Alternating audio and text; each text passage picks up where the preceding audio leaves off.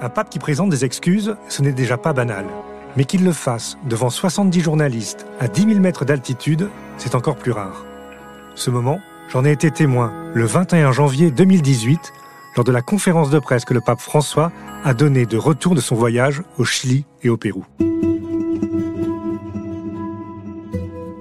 Alors que l'Église s'apprête à rendre hommage au pape François, nous vous proposons de découvrir le récit de 4 envoyés spéciaux de la Croix qui ont tour à tour couvert son pontificat.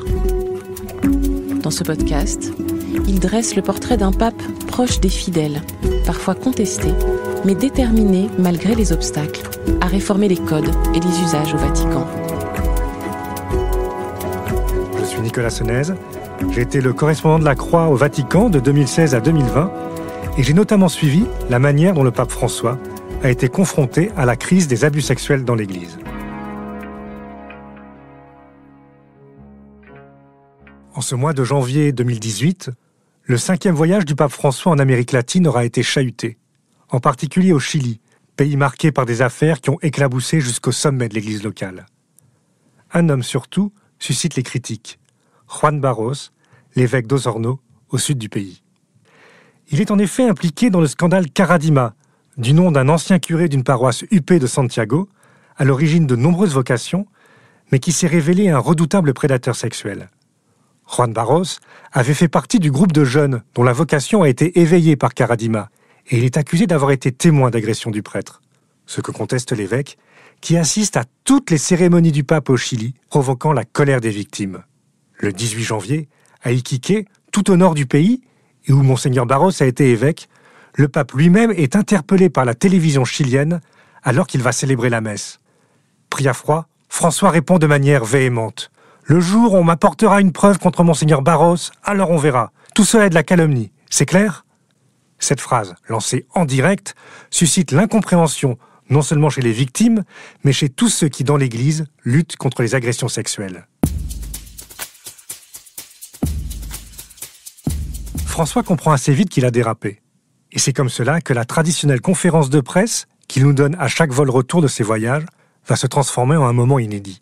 Car il était évident que nous, les journalistes qui l'accompagnons, allions l'interroger sur le cas de Juan Barros. Et cela ne manque pas, dès la 3e question d'un confrère chilien. Con questo devo chiedere scusa, perché la parola prova... Je dois présenter des excuses, parce que le mot preuve a blessé, admet-il d'emblée, reconnaissant qu'il avait, en quelque sorte, sommé les victimes de présenter un certificat de leur abus. Tous, évidemment, nous sommes assez estomaqués par ces paroles. Jamais un pape ne s'est ainsi excusé. Il y a bien eu des repentances solennelles, mais jamais comme cela, devant des journalistes, pendant une conférence de presse. Et François continue à s'expliquer. « J'ai voulu traduire un principe légal, et je m'excuse auprès d'elles si je les ai blessées sans le vouloir, répète-t-il. Entendre le pape, leur dire en face « Apportez-moi une lettre avec la preuve, c'est une gifle. » Et je me rends compte maintenant que mon expression a été malheureuse.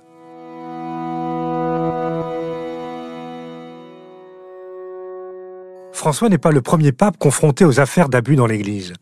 Scandalisé par la manière dont l'entourage de Jean-Paul II déconnectait le pape polonais de ces sujets, Benoît XVI avait pris les choses à bras-le-corps. C'est lui qui a mis en place la tolérance zéro contre les agresseurs. C'est aussi lui qui, le premier, rencontrera des victimes dès 2008 en Australie. François continue ce travail, mais se rend compte assez vite des limites de la tolérance zéro. Certes, punir, même sévèrement, les agresseurs, c'est bien, mais ce serait encore mieux de les arrêter avant leur crime et de ne pas créer les conditions facilitant un passage à l'acte. Mais François est face à une espèce de quadrature du cercle. Décentraliser l'Église, responsabiliser des évêques qui ont souvent eu tendance soit à cacher les problèmes, soit à se défausser sur Rome, ou frapper fort, au risque de recentraliser les décisions sur sa seule personne. Changer les choses sur le fond, ou aller vite pour répondre aux cris des victimes. À cet égard, l'affaire chilienne est emblématique, et elle contribuera à faire bouger François sur ces sujets. Le Chili est en effet un pays qu'il connaît bien. Jeune jésuite, il y a même été étudiant. Il y nourrit de solides amitiés, notamment avec l'archevêque de Santiago, le cardinal Errázuriz, qui a présidé les évêques d'Amérique latine lors de la conférence d'Aparecida, dont le cardinal Bergoglio fut l'un des grands animateurs. Les deux hommes se connaissent bien, et devenu pape, François demandera à cet ami chilien d'être un des 8 cardinaux qui le conseillent pour réformer la curie et gouverner l'Église. Une confiance peut-être mal placée, car c'est par lui qu'arriveront au pape beaucoup d'informations sur l'Église chilienne.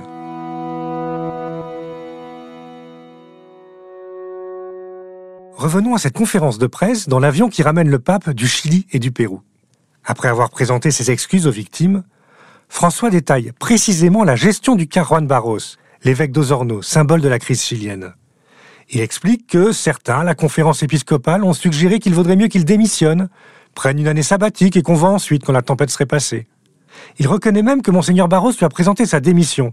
« Il est venu à Rome et j'ai dit non, on ne joue pas avec ça, c'est admettre sa culpabilité. Chaque fois qu'il doit y avoir un coupable, on enquête. » L'évêque aurait aussi réitéré son geste quand les fidèles de son nouveau diocèse ont manifesté contre lui au moment de sa nomination, l'empêchant même d'entrer dans sa cathédrale. François a encore refusé. « J'ai dit, tu y vas !» Et il assure qu'il y a eu plusieurs enquêtes sur Barros. Le pape se dit même convaincu que Monseigneur Barros est innocent, soulignant que les victimes ne sont pas venues apporter d'éléments pour un jugement. Tout cela est trop léger pour être pris en compte. Quelqu'un qui accuse sans éléments, avec opiniâtreté, c'est de la calomnie, martèle-t-il, se disant néanmoins prêt à entendre tout élément à charge contre Monseigneur Barros.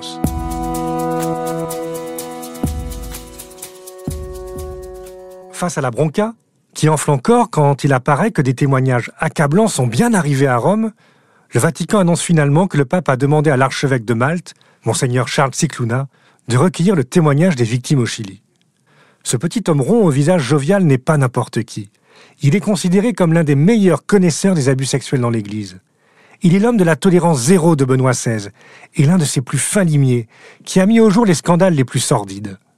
À l'écoute des victimes, Monseigneur Scicluna va étaler au grand jour les bas-fonds d'une église chilienne qui n'a jamais voulu remettre en cause son fonctionnement très élitiste. Un ancien séminariste de Santiago m'a raconté combien les jeunes accompagnés par Caradima y formaient un groupe soudé, quasi sectaire, qui se percevait comme une élite, voulant refonder l'église chilienne en appuyant fortement sur l'identité du prêtre. Et malheur à ceux qui n'entraient pas dans leur vue, voire s'opposaient à eux, ils étaient souvent forcés de quitter le séminaire. Au fil des ans, ces jeunes ont pris des responsabilités dans l'église chilienne, et au total, ce sont 57 prêtres devenus curés, vicaires épiscopaux, professeurs ou formateurs de séminaires, et même pour 4 d'entre eux, évêques. C'est cet état d'esprit que François découvre dans les 2300 pages du rapport de Monseigneur Scicluna. Surtout, le pape se rend compte, avec stupeur, que certains n'ont pas hésité à lui mentir. Jamais la conférence épiscopale ne lui a dit la vérité, ni le nonce, son représentant sur place. Même le cardinal Errázuriz, son vieil ami archevêque de Santiago et conseiller, l'a trompé. J'ai commis de graves erreurs dans l'évaluation et la perception de la situation, admet-il dans une lettre envoyée aux évêques chiliens le 11 avril. Convoqués à Rome pendant 3 jours de franches explications, ceux-ci démissionnent en bloc. Le cas de chacun sera étudié. 8 seront démis, 2 renvoyés de l'état clérical, et le cardinal Errázuriz a été remercié du Conseil des cardinaux. Surtout, dans une lettre adressée aux catholiques chiliens, le pape, dans des mots très forts, met en cause la culture de l'abus et le système de couverture qui lui permet de se perpétuer au sein de l'Église. Pour lui, la tolérance zéro prônée par Benoît XVI en matière de pédophilie est nécessaire, mais demeure insuffisante. Il faut passer au jamais plus, en luttant contre le cléricalisme qu'il identifie comme le véritable terreau de cette culture de l'abus. Il décrit finalement un cléricalisme qui peut entraîner des abus d'autorité, mais aussi des abus spirituels et de conscience qui, eux-mêmes, peuvent mener à des agressions sexuelles. Dans l'Église, pourtant, tous sont loin d'être convaincus.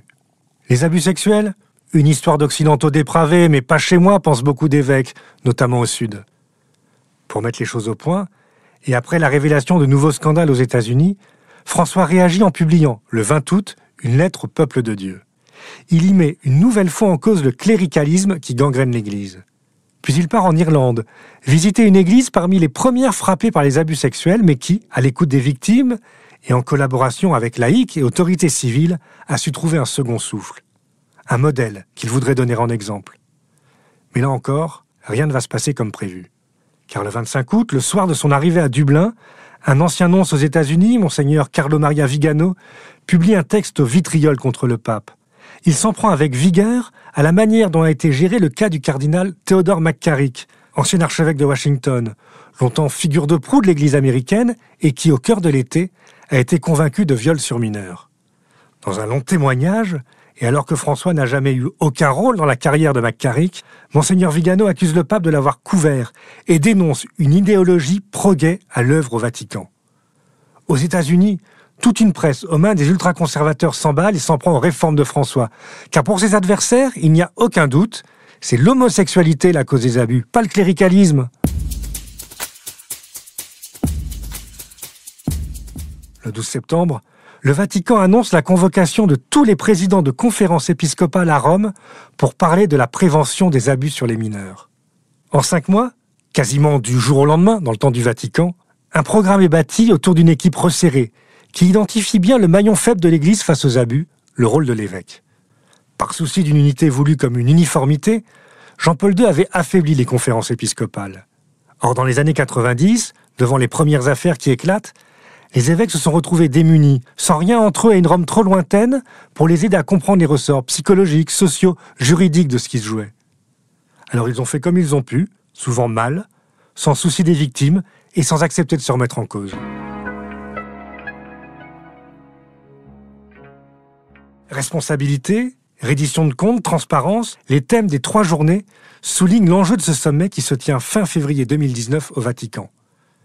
L'idée est bien que les évêques soient au clair avec des procédures pourtant établies dès le pontificat de Benoît XVI, mais qu'ils ne maîtrisent pas, et qu'ils comprennent bien qu'il s'agit d'un problème mondial. Pour cela, avant de venir, ils ont été obligés de rencontrer des victimes, qu'il soit clair pour chacun que des abus sont bien perpétrés chez lui. L'endroit choisi pour ce sommet inédit n'est pas neutre. La salle royale du Vatican, l'ancienne salle du trône des papes, le lieu par excellence du pouvoir dans l'Église. Mais ces jours-là, au lieu d'un trône, ce sont devant les victimes que siègent évêques et cardinaux du monde entier, et jusqu'au pape lui-même qu'on verra, tête baissée, écoutant les terribles témoignages. Un soir en particulier, une femme d'une 50aine d'années racontera son enfance. « J'avais 11 ans, lorsqu'un prêtre de ma paroisse a détruit ma vie. » Un témoin me racontera que les évêques en sont sortis groggy. « J'ai dû fermer les yeux. Les larmes ont coulé, confie même un participant pour qui il était indispensable d'écouter ce témoignage. »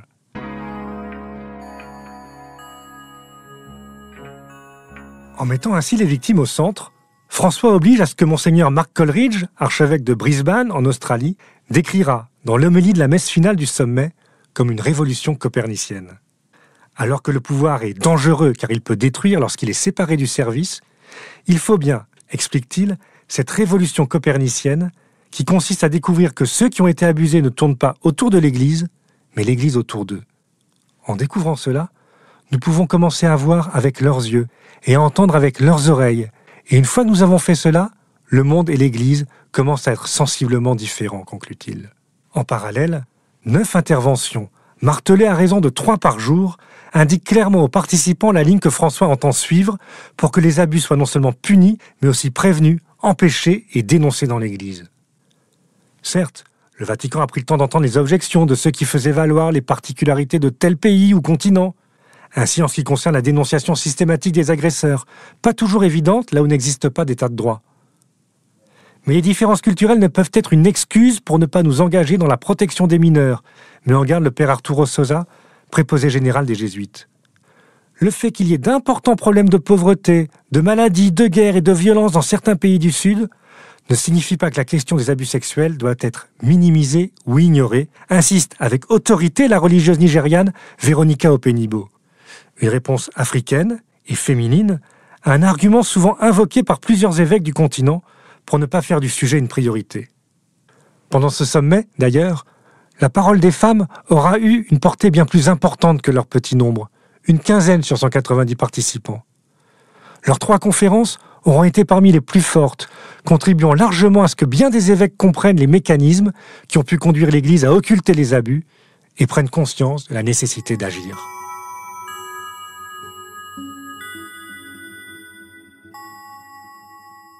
Alors quels auront été les effets de ce sommet ? Sur le coup, la réponse n'est pas évidente. Le Vatican annonce bien un nouveau renforcement de son arsenal législatif. Mais les mesures assez minces étaient en fait déjà dans les tuyaux avant même le sommet. Dans l'esprit de François, pourtant, cette rencontre n'avait pas pour but d'arriver à des mesures spectaculaires, mais bien plutôt de permettre une prise de conscience. Et celle-ci a eu lieu, comme me l'a raconté alors le cardinal Ulrich, archevêque de Luxembourg. Les évêques changent, Je sens l'atmosphère de nos partages.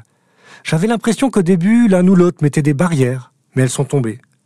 Le pape est très sage. Il sait très bien qu'on ne peut pas changer l'Église par des ordres venus d'en haut, mais qu'il faut changer le cœur des gens. Alors qu'en est-il plus en profondeur dans l'Église ?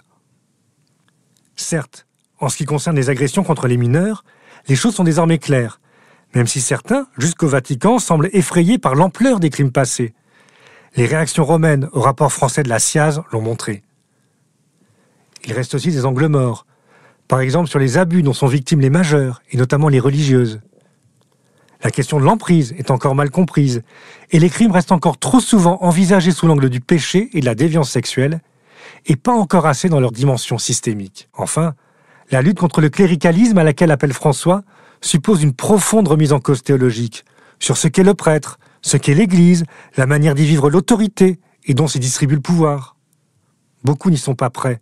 Il suffit de voir les réactions sur le synode de l'Église allemande dès lors que s'y pose la question de la place des femmes ou de l'ordination d'hommes mariés. Et l'avancée en âge du pape, les questions autour d'une éventuelle démission et l'ambiance de fin de règne qu'elle génère n'ont pas non plus aidé à cette vision à long terme souhaitée par François.